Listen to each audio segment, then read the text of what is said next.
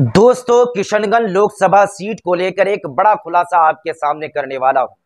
जिस तरह से किशनगंज लोकसभा सीट को हर वक्त चर्चे में लिया गया है और किशनगंज लोकसभा सीट इसीलिए चर्चे में हर वक्त आया है कि आपको बताएं कि 2019 के अंदर जब इलेक्शन हुआ और लोकसभा चुनाव में जिस तरह से यूपीए और एनडीए के बीच टक्कर हुई थी, जिसके अंदर लौता एक सीट बची थी जो यूपीए की, तो वहां पर अगर देखा जाए तो किशनगंज लोकसभा सीट बची थी। दोस्तों, ये पहली बार हुआ था कि पूरे बिहार के अंदर जो सीट बची थी वो किशनगंज लोकसभा सीट जो डॉक्टर मोहम्मद जावेद जीत कर आए थे। और भारतीय जनता पार्टी के लिए एक ऐतिहासिक जीत कहा जा रहा था कि पूरे बिहार के अंदर उन्होंने जीत दर्ज की। यह मुमकिन इसलिए हो पाया था, आप लोग सोच रहे होंगे ये कैसे हो सकता है कि 40 लोकसभा सीट के अंदर 39 सीट भारतीय जनता पार्टी अपने पक्ष में कैसे कर लिया।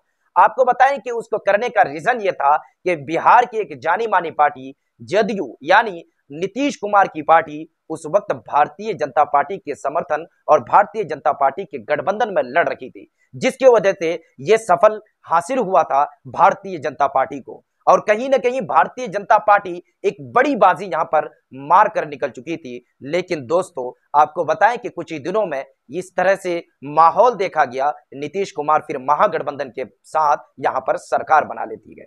लेकिन किशनगंज लोकसभा सीट इसीलिए चर्चे में थी कि कहीं ना कहीं यूपीए की लाज जो बचाई थी तो वो किशनगंज लोकसभा सीट थी। और अभी भी पूरे देश के लोगों की नजर जो टिकी हुई है वो किशनगंज लोकसभा सीट पर। और किशनगंज लोकसभा सीट पर इसलिए भी नजर टिकी हुई है कि यहां पर जब से इंडिया गठबंधन को किया गया है तो कहीं ना कहीं नेताओं के अंदर सीट शेयरिंग को लेके सबसे ज्यादा एक दूसरे के ऊपर टिप्पणी करते हुए नजर आ रहे हैं, कटाक्ष करते हुए नजर आ रहे हैं। लेकिन दोस्तों, आपको बताएं कि ये सीट कहीं ना कहीं ये देखा जा रहा है। कल जब मैंने एक वीडियो देखा, जिस वीडियो के अंदर डॉक्टर जावेद साहब बिल्कुल स्पष्ट तरीके से उनसे सवाल किया कि डॉक्टर साहब आप ये बताएं कि आपके सीट को लेकर कोई आपको खतरा महसूस हो रहा है, तो डॉक्टर जावेद साहब ने खुले अल्फाज में कहा कि नहीं, आप देख, ये सब फजूल बातों पे, बेतुकी बातों पे हम बहस करना नहीं चाहते। आप देख लीजिएगा, कल चुनाव होगा, कौन चुनावी मैदान में होगा। कहीं ना कहीं स्पष्ट तरीके से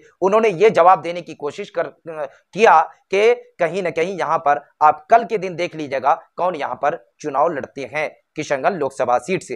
लेकिन दोस्तों, आपको बताएं कि उसी के इंडिया गठबंधन के साथ ही पूर्व विधायक तौसीफ आलम ने एक इंटरव्यू के दौरान उन्होंने ये बात कही थी कि 2024 के अंदर हम यहां से लोकसभा चुनाव लड़ने के लिए तैयार हैं, यानी हम लड़ेंगे। और ये वीडियो काफी तेजी के साथ वायरल भी हुई थी। लेकिन दोस्तों, कल जब डॉक्टर जावेद से यही सवाल किया गया तो उन्होंने स्पष्ट तरीके से कहा कि ये बेतुकी बातों पे हम कुछ अपना टाइम को जाया नहीं करना चाहते हैं, कल जब चुनाव होगा तो आप देख लीजिएगा। लेकिन दोस्तों, जिस तरह से यहाँ के जो हमारे कई नेता इस तरह हैं जो ये दावा कर रखे हैं कि यहाँ पे सिर्फ पहले सर्वे टीम को भेजा जाएगा, फिर सर्वे टीम को भेजने के बाद फिर टिकट दिया जाएगा और सीट को फाइनल किया जाएगा। यही सवाल किया गया था डॉक्टर जावेद साहब से, लेकिन डॉक्टर जावेद साहब ने बिल्कुल स्पष्ट तरीके से इसमें जवाब दे दिया।